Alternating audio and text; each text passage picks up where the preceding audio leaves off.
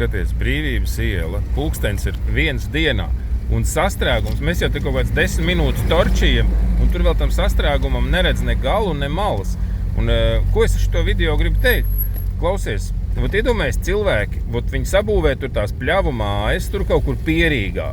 Tagad ir 1. Tu iedomājies, kā viņi mokās, lai tiktu laukā no tās Rīgas kaut kādos 5. Tas ir viņi, es nezinu, te 2 stundas jāpavada reāli ceļā, pat te kaut kur Pierīgā pļavu māja, tā karkasniece, kur žurkas iekšā dzīvo tanī vatē.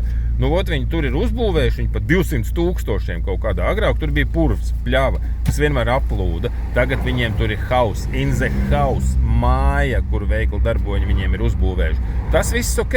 Bet nafigām tad tev jābrauc uz to darbu, uz Rīgu, es nezinu, labi, ok, no rīta droši vien te arī korķis kaut kāds mega, vai ne?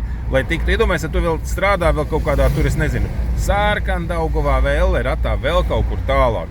Tas ir te vienkārši visa dzīve paiet automobīlī, pareizi. Es nezinu, man tagad vienreiz vajadzēja izbraukt caur centru un tad braukt uz Vitrupi. Un ar visu to man liekas, etu nost. Ja es iedomājos, ja man katru dienu būtu šitāda herņa jāpiedzīvo, ka es tur dzīvotu pļaumājā, loģiski tur darba nav. Kāds tev pļavā var būt darbs? Zāli pļaut vai žurkas ķert vai ko? Un tad tev jābrauc ir uz tavu ofisu. Es nezinu, kur tu tur strādā kaut kādā Rīgas ūdenī vai kur tur elektrotīklos, jo, kur taču, kā jau mēs zinām, Latvijā tak Rīgas centrā darba nav. Visas telpas uz īri un viss tur ir mokas, vai ne? Un tad visi šitie cilvēki, visi, pilns trolejbus, pilns mašīnas. Es saprotu, tur bija tā sabiedriskā josla kaut kad. Ir vietām viņi ieplānot, tad tas autobuss bišķīt vieglāk brauc. Tramvajs brauc bišķīt vieglāk. Bet mašīnas reāli stāv korķī visu laiku. All the time.